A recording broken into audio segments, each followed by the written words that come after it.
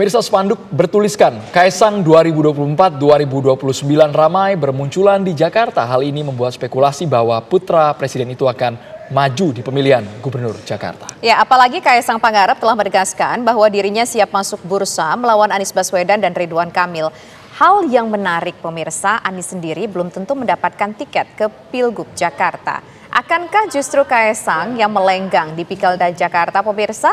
Untuk membahasnya telah bergabung bersama kami ada Ketua DPP PSI, yaitu ada Mas Dede Prayudi atau Dede Uki, kemudian juga ada pakar politik, yaitu sudah hadir ke studio kami, yaitu ada Bang Henry Satrio, kemudian juga ada Direktur Eksekutif Lembaga Survei Poltreking Indonesia, Mas Hanta Yuda. Selamat sore semuanya.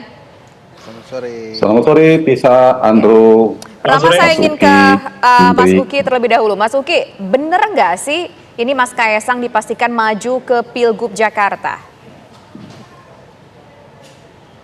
Ya, kalau dibilang dipastikan, belum ada yang pasti sampai dengan saat ini ya. Yang jelas Mas Kaisang dan PSI ya sebagai sebuah kesatuan secara kelembagaan itu dapat memastikan kalau memang masyarakat ya, kalau memang partai politik yang dalam hal ini mewakili aspirasi masyarakat menginginkan Mas Kaisang untuk maju ya, siapapun yang kemudian akan menjadi kompetitor Mas Kaisang maju di DKI Jakarta atau yang sekarang disebut DKJ, Mas Kaisang akan maju dan akan berkompetisi lah, berkontestasi ya di Pilkada Jakarta ini ya, mau itu misalnya melawan dalam hal ini Pak Anies ya, walaupun belakangan Pak Anies dikabarkan semakin sulit untuk maju ya, atau misalnya melawan Kang Emil ya, ini bisa-bisa saja terjadi gitu. Cuman yang pasti memang sekarang ini terutama di dalam koalisi Kim semuanya masih serba cair, semuanya masih serba dibahas. Tapi yang pasti begini, kalau kita berbicara soal spanduk-spanduk Mas Kaisang ya, ini bukan Mas Kaisang atau bukan PSI atau sayap-sayap partai atau relawan-relawan PSI yang memasang gitu. Jadi bisa saja ya ini dilakukan oleh komponen masyarakat yang kami tidak tahu siapa ya, yang menghendaki Mas Kaisang untuk maju gitu. Tapi Mas Kaisang sendiri belum tentu maju dan saya pikir adalah sebuah sesuatu yang layak ya PSI untuk memajukan kader sendiri ya, terutama di Jakarta. Ketika kami berpikir bahwa kami sudah memiliki 8 kursi di sini. Mas gitu. Dede Uki. Nah, ini kan cukup menjawab ya apabila ketika kita ditanya Jakarta atau Jateng gitu. Kalau di Jateng kan kami hanya 2 kursi, sementara di Jakarta 8 kursi, maka kami memiliki bargaining power yang lebih baik di Jakarta. Mas Dede Uki bilang Kaisang belum tentu maju, tapi kami ingat betul bahwa Kaisang pernah menyatakan di hadapan publik, saya siap melawan Anies, saya siap melawan RK, ditambah spanduk yang masih bertebaran di Jakarta. Ya, itu betul. Kalau ditanya kesiapan tentu siap. Tapi kembali lagi kesiapan tersebut harus beriringan dengan keinginan warga ya, harus beriringan dengan aspirasi partai politik yang akan mengusung gitu, partai politik yang membawa aspirasi warga tersebut gitu. Jadi kalau memang itu sudah terjadi, kalaunya ini misalnya sudah terjadi menjadi kondisi yang real, maka Mas Kaisang akan maju melawan siapapun, melawan kota kosongkah, walaupun Mas Kaisang sendiri nggak percaya kota kosong ini akan terjadi ya. Atau mungkin melawan Pak Anies, atau mungkin dalam hal ini melawan Kang Emil, bisa saja itu terjadi. Baik gitu. Sekarang saya ingin menuju Mas ke Bang Andrew. Henry Satrio yang sudah hadir ke studio kami. Kalau melihat bagaimana peluang Kaisang untuk maju ke Bursa Pilgub Jakarta, besarkah peluang tersebut? Ya kalau dilihat dari PSI nggak ada peluangnya. Kalau dilihat dari hasil survei nggak ada juga peluangnya. Tapi kalau dilihat dari sebagai anaknya Jokowi ya gede banget peluangnya. Karena ya Pak Jokowi kan punya sesuatu kekuatan yang tidak terlihat yang bisa mengumpulkan partai-partai politik itu berada di belakang Mas Kaisang. Jadi kansnya paling gede Mas Kaisang, dibandingkan Ridwan Kamil aja masih Mas Kaisang. Jadi maksud Bang Hensat, keran koalisi partai akan merapat ke Kaisang begitu dinantikan? Ya, hari ini bertemu PAN bukti ya PSI? Bukan juga Ando, sampai saat ini Kim itu belum memutuskan siapa calonnya. Karena nunggu Pak Jokowi memutuskan Kaisang mau maju Jakarta atau Jawa Tengah. Jadi kalau Pak Jokowi memutuskan Kaisang Jakarta, Jakarta dia. Dan sampai saat ini, saya nggak ketemu alasannya kenapa Kaisang harus jadi nomor 2. Padahal jalan untuk jadi nomor 1-nya ada. Kenapa harus di Jawa Tengah? Padahal jalan di Jakarta juga ada. Jadi kalau menurut saya, dengan berbagai hipotesa itu, Kaisang maju di Jakarta sebagai anak Pak Jokowi paling gede. Oke. Gitu. Jadi buat Mas Anies pun, wah ini Anies mah hari ini bisa jadi memang tidak maju. Jadi siapapun boleh. Saya juga mendukung juga kalau Mas Kaisang maju, asal jangan ada yang playing guts gitu di Jakarta, bikin demokrasi siasat, akhirnya harus lawan kota kosong gitu. Kan aturan kota kosong itu kalau kota kosongnya menang, itu kan aturannya harus pilkada ulang di jadwal yang paling dekat selanjutnya. Jadwal pilkada paling dekat selanjutnya kan 5 tahun lagi. Jadi kalau kemudian kota kosongnya menang, PJ yang memimpin Jakarta. Jadi ditentukan oleh pusat, siapapun oke lah, tapi jangan kemudian warga Jakarta atau warga kabupaten provinsi lainnya itu dipaksa untuk menghadirkan kota kosong dengan calon tunggal. Calon tunggal ini bisa terjadi kalau dia 70%, 60% elektabilitasnya gitu. Lawan kota kosong boleh, tapi jangan elektabilitas 1% kemudian harus lawan kota kosong, ya nggak benar lah demokrasi ya kalau kayak gitu. Oke, baik. Tapi mudah-mudahan Mas Kaisang maju, Ridwan Kamil maju. Jadi tapi beda pasangannya. Jadi nggak perlu ada kota kosong di Jakarta. Oke, baik. Sekarang kita ingin menuju ke Mas Hanta Yuda. Mas Hanta Yuda, kalau nggak salah beberapa waktu yang lalu Mas Hanta pernah memprediksikan bahwa jangan-jangan Kaisang ini akan maju ke bursa Pilgub Jakarta, dan ternyata kemudian muncul ada isu tersebut meskipun sampai sekarang belum pasti. Mas Hanta. Iya, betul. Kalau kita menganalisa 3 kekuatan modal politik Kaisang itu ada 3. Dari rendah sampai tinggi. 1, dari sisi elektabilitas, kedua boarding pass, dan ketiga Jokowi. Elektabilitas betul termasuk rendah kalau di Jakarta, sebaliknya di Jawa Tengah. Kalau dari sisi boarding pass, ini cukup tidak rendah karena ada 8 kursi. Itu cocok lah untuk posisi kalau dikomposisikan menjadi cawagup. Dan ketiga adalah faktor Jokowi, dan kita tahu faktor Jokowi ini menjadi kunci negosiasi elit di level kandidasi. Jadi itu modalnya. Karena itu kalau kita bicara Kaisang di Jakarta itu bisa jadi sangat mungkin menjadi wakil Ridwan Kamil, bisa jadi bertarung sama Ridwan Kamil, ada potensi itu. Tapi skema Kaisang ini kan ada 2, Jateng dan Jakarta. Jateng itu peluangnya 90% dari kandidasi menurut saya. Bahkan peluang menangnya juga cukup tinggi kalau lihat di data survei. Kami juga melakukan survei di semua provinsi di Jawa. Yang kedua, kalau di Jakarta peluang di kandidasi bagi Kaisang ini masih 50-50 menurut saya. Cukup besar, 50%. Nah, kalau kita membaca balihonya, Tisa, menurut saya ada 3 ya. 1, ini gaya komunikasi politiknya PSI, terutama Kaisang ini kan testing the water. Depok, Bekasi, sekarang coba Jakarta. Yang kedua bisa jadi sekaligus menyita perhatian publik, menyodok bola biliar yang masuk seperti di Jakarta, padahal sebenarnya yang akan masuk di Jawa Tengah untuk mengamankan Jawa Tengah semakin aman. Atau yang ketiga, ini yang saya menarik menurut saya adalah ini agar kartu politik Kaisang tetap hidup di Jakarta. Nah, di satu sisi skema Kaisang demikian, di sisi yang lain kita lihat skenario di Koalisi Indonesia Maju, Kim. Skenario Kim itu di Jawa Tengah kan kemungkinan misalnya Ahmad Lutfi berpasangan dengan Kaisang. Kemudian di Jakarta, Ridwan Kamil dengan PKS atau Ridwan Kamil dengan PSI alias Kaisang. Ini yang kita tahu dari dinamika di Kim per hari ini menurut saya. Nah, persoalannya bagi Kim itu ada 2 pilihan wakilnya Ridwan Kamil. Kita anggap Ridwan Kamil dulu. PKS atau PSI. PKS diperlukan 2 hal, mematikan potensi koalisi penantang yang kuat dan potensial, yaitu Anies Baswedan. Jadi begitu PKS masuk, maka bisa selesai kemungkinan tidak mendapatkan lawan tanding yang serius kokohnya. Yang kedua, bisa memecah basis Anies Baswedan. Paling tidak kalau misalnya terpaksa, misalnya kondisinya skenario melawan kota kosong, maka itu bisa memecah juga basis yang kecewa kepada karena Anies tidak maju, karena Anies punya irisan yang kuat dengan PKS. Nah, karena itu dari sisi PKS, ada problem bagi Kim kalau kemudian mengambil Mas Kaisang.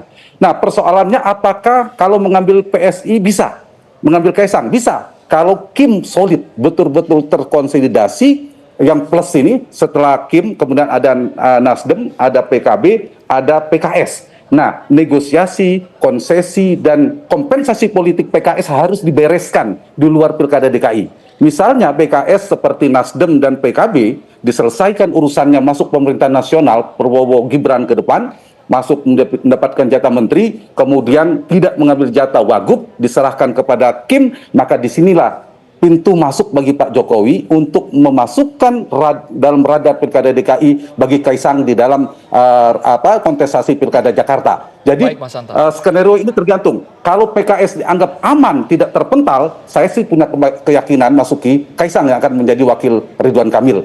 Apapun lawannya. Tapi kalau PKS dianggap rentan, bisa jadi terpaksa Kim harus mengambil PKS sebagai wakil, Kaisang perginya ke Jawa Tengah. Nah, kalau kemudian ada opsi berhadapan, menurut saya ada potensinya, tapi tidak terlalu besar. Meskipun Kim terkonsolidasi, kemudian berhadapan antara Ridwan Kamil dan Kaisang, ada potensinya, tapi tidak lebih besar dari analisa saya yang pertama. Menurut saya Mas begitu. Hanta. Ini skenario sangat berbeda dengan Bang Hensat. RK dengan Kaisang versi Mas Hanta Yuda akan bersanding. Tapi kalau Abang bilang akan bersaing di Jakarta. Sesaat lagi mana yang benar? Hanya di Kabar Petang pemirsa. Kita kemasuki banyak juga orang yang mempertanyakan apakah Kaisang nanti akan bersanding bersama dengan RK atau malah sebaliknya bersaing di luar Kim. Seperti apa Mas Uki melihatnya, Mas?